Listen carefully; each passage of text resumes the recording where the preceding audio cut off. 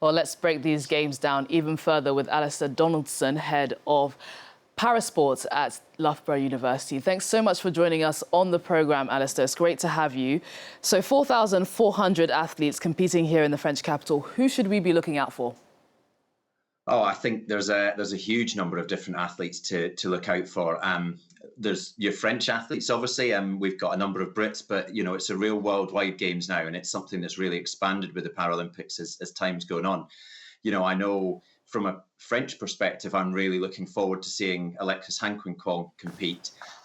He carried the flag for you tonight. He was part of the ceremony for the Olympic Games, and he's the defending champion from Tokyo, as we can see on the screen there. And I think that's and it's hugely exciting to watch him compete, and he'll be part of a really strong French team in the triathlon.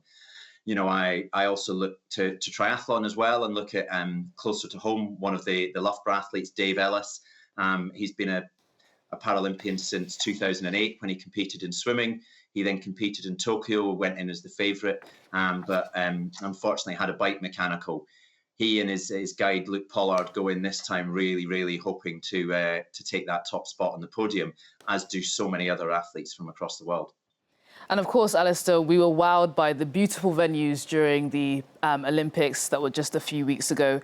There have been a lot of changes made to the venues. Can you talk us through some of the big alterations that have taken place?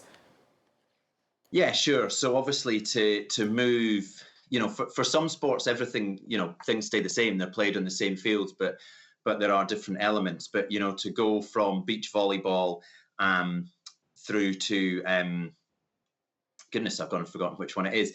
To go from the beach volleyball, through to blind football, that's a very, very different surface. It's a very, very different way to play. But actually, those sort of transformations can take place quite well, and it's something that's pretty common at games across the globe.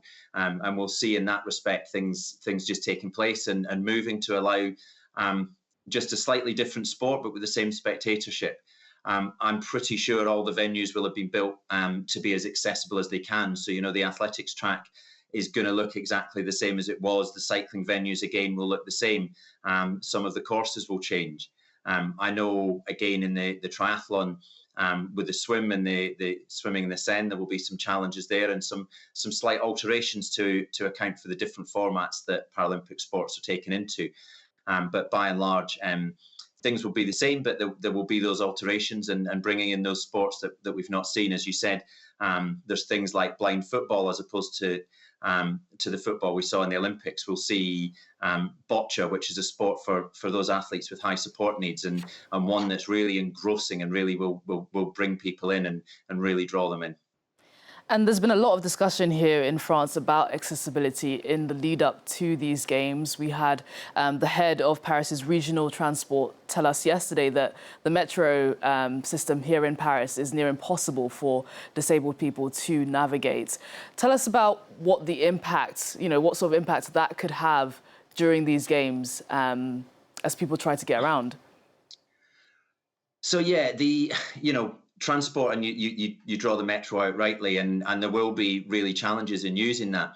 The athletes who are here will be well serviced. The organising committee will have put on numerous different modes of transport, and they'll have all sorts of different accessible buses and so forth to make sure that the athletes can get around. But of course, it's not just the athletes who come to the Paralympic or the Olympic Games who require accessible transport and accessible venues. It's the spectators, the officials, the team coaches, and so on as well. So, how people are going to be able to get around, and it brings in the reality of what it's like to be a disabled person, that all the time things are not as easy. You have to plan far more. You often have to incur a much greater expense to be able to get around. If you need taxis to enable yourself to get around instead of being able to use the metro that the non-disabled population can, it really does make things far more challenging. And it is an area that hopefully part of the legacy of these games will be an improvement, and really sort of highlighting some of these inequalities and being able to move them forward. Do you think there'll be any other key points in that legacy? I believe, hotels is also one that often comes through. How accessible are hotels? There are often, one or two accessible bedrooms, but for teams who want to stay outside the village, being able to stay in a hotel can be a real challenge, particularly those, the sports with high support needs, such as boccia, such as wheelchair rugby. They really have to stay inside. So for Paris to learn from the games, and for Paris to be able to learn from the building of the village how to make somewhere truly accessible, it's exactly the same as happens in venues across the world. I know for ourselves in Loughborough University, one of our challenges, we really strive to give our disabled students the best possible environment to play sport in, but also to go about their studies and to live in.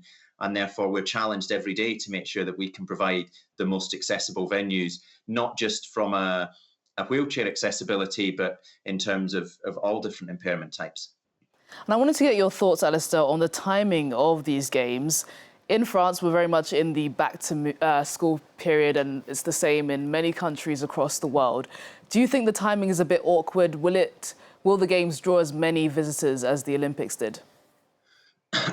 We're over here in Britain. We're exactly the same. The social media feeds today were just full of kids going back to school and starting that over the next week or so. Inevitably, that will. But when we had the London Olympics back in 2012, we found that the spectatorship was just as high at both the Olympics and the Paralympics. The Paris Olympics were a truly wonderful event, and tonight's opening ceremony in many ways is just accentuated that. It's been really wonderful to see Paris come to life, and I truly believe, from everything I'm hearing and everything I can see, that the French public will want to come out and see the Paralympics, and they will make their way and get out there and get into the stadia and really support the athletes as they go through. Of course, people going back to school will change that slightly, but hopefully we can still see the French public really get behind, as well as the international public who'll travel afar. I know there's a lot of people from the UK going over, and I'm sure there will be from all over Europe and indeed the world. I really wanted to also find out what you're looking forward to seeing. I know you touched on it a little bit in the beginning, but tell us more about what you'll be looking out for.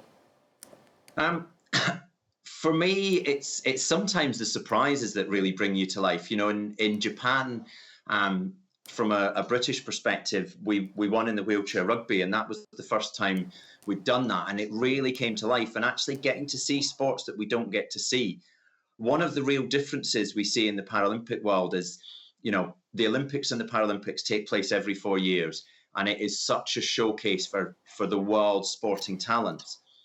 But in reality, on the Olympic side, those athletes get out and they are televised and they're publicised, every single year when they have world championships, when they have Grand Prix, when they have all sorts of competitions, they're really in the spotlight.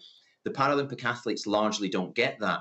And that's something for me that we really need, to try and evolve. So, even myself, I'm someone who works in Paralympic sport. I have done for a number of years. I've seen a great deal of it, but I get to see so much more. I get to see the real skills. I mentioned boccia. It's a sport, when you get into it, it really, really draws you in and really brings you in with the tactics and the way of, the way the game evolves and moves forward. I also, I mentioned the triathlon. I previously worked in triathlon, and therefore I understand it. I know all the competitors, and that's something that'll be exciting. But I can't wait to get into the athletics stadium and see some of that action. I'll be in there this weekend myself.